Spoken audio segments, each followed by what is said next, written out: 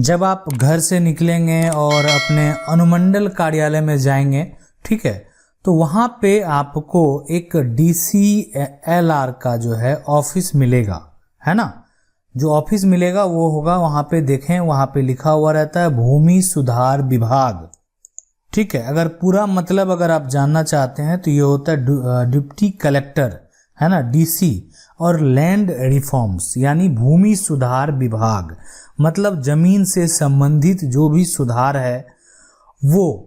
लेकिन है कि अब कब आप जाएंगे, बहुत लोग कोर्ट भी जाते हैं, बहुत लोग इनसे भी उच्च अधिकारी के पास जाते हैं, लेकिन आपको DCLR के पास कब जाना है, ठीक है, ये बात को आज समझेंगे।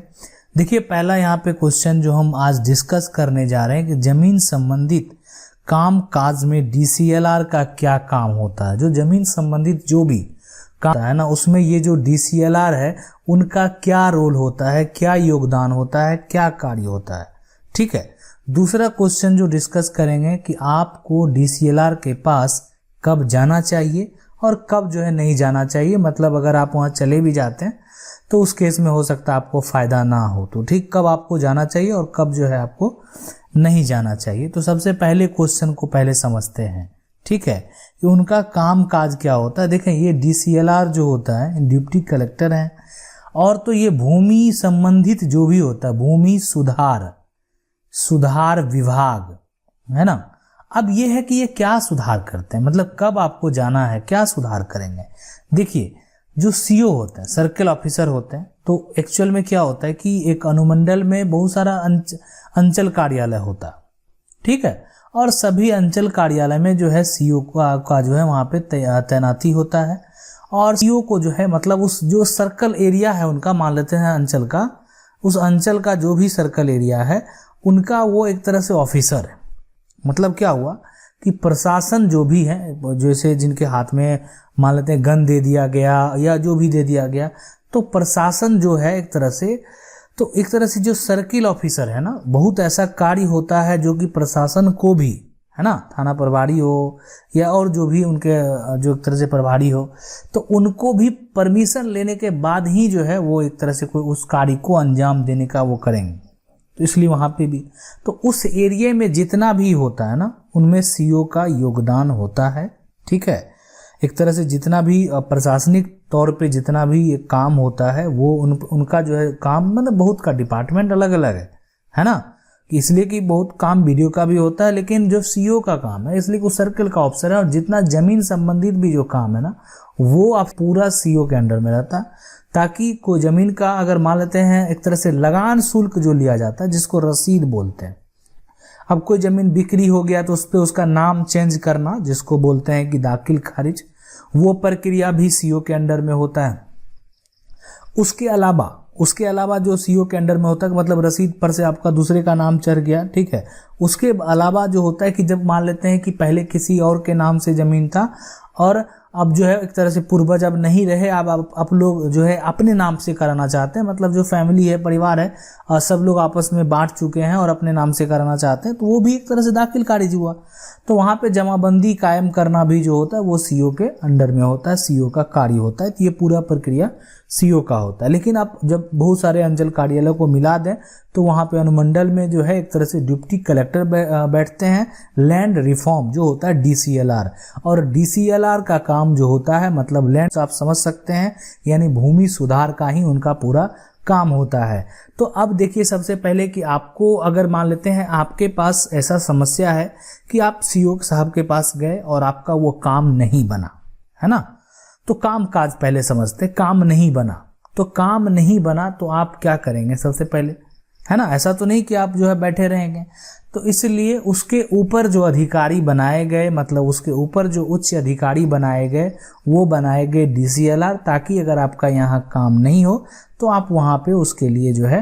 आवेदन कर सकते हैं। उसका जो है अगर कोई तरह का आपको समस्या आया, उस समस्या को देखा जाएगा, उसको वेरीफाई किया जाएगा और सब कुछ करने के बाद फिर अगर आपको लगेगा DCLR में, DCLR जो होता है एक तरह से वेरीफाई, जिस तरीके से कोर्ट में सारा काम होता है ना उसी तरीके से होता है। अगर लगेगा कि सब कुछ सही है, इनको जो है CO को ऑर्डर दे देना चाहिए, तब वो CO को ऑर्डर देंगे। फिर दोबारा आपको CO साहब के पास आना ही होगा और आपको जो है ज़मीन का जो दाखिल खारिज या रसीद जो भी अटका हुआ है जमाबंदी, वो सारा उसको करवाने के लिए जो है आपको ऑर्डर लेके आना होगा।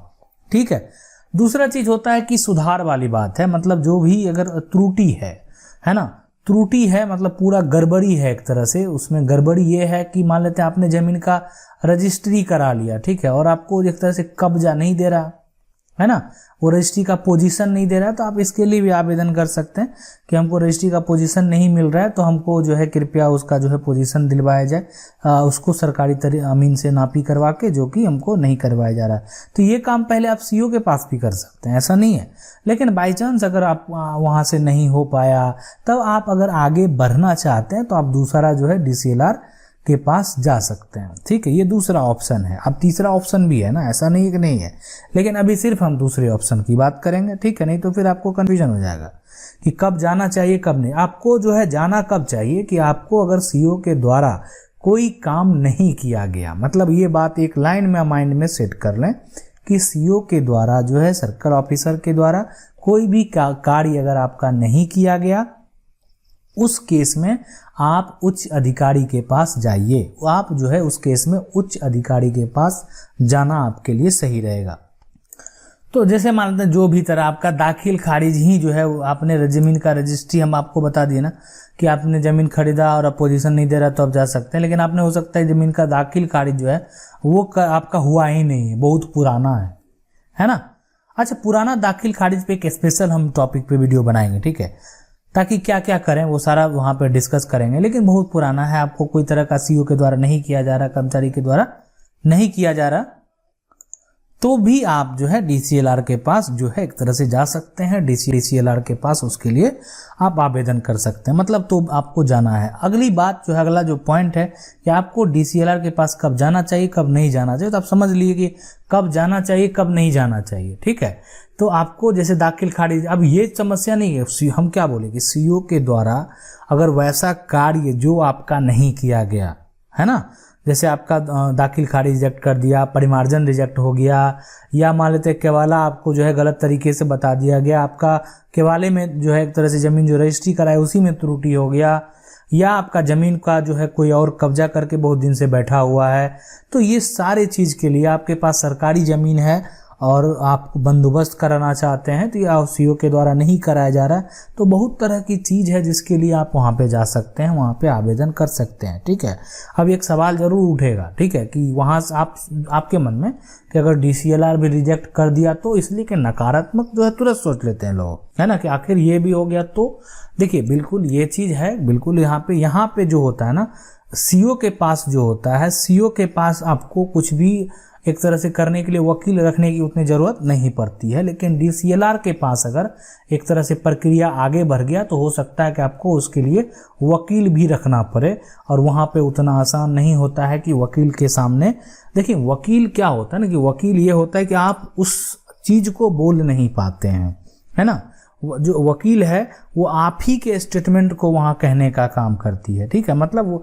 आप उस चीज़ को स्पष्ट नहीं कर सकते, मतलब कि आप जो है ये चीज़, तो इसलिए वो जो है एक तरह से वहाँ पे एक मीडिएटर का काम हो गया, मतलब आपके बात को वहाँ तक पहुँचाना, उसको एक तरह से तथ्य को समझना, किस तरीके से रखना ताकि आप जो है अपना जीत हासिल कर सकते हैं। तो ये तमाम चीज़ें हैं, तो इसलिए इसके लिए जो है DCLR कोर्ट हो गया, और कोर्ट का ऑनलाइन सारा कुछ होता है। आपको बता दें कि अब इसको जो है ऑनलाइन अपडेट कर दिया गया, हर चीज़ अब धीरे धीरे और इसमें प्रोग्रेस होगा, और लगभग जगह जो है यहाँ पे वो अब ऑनलाइन का जो है ये हो गया है। तो आप जो है, आपको ऐसा लगता है कि आपका अगर कुछ भी ऐसा मान लेते हैं समस्या हो गया है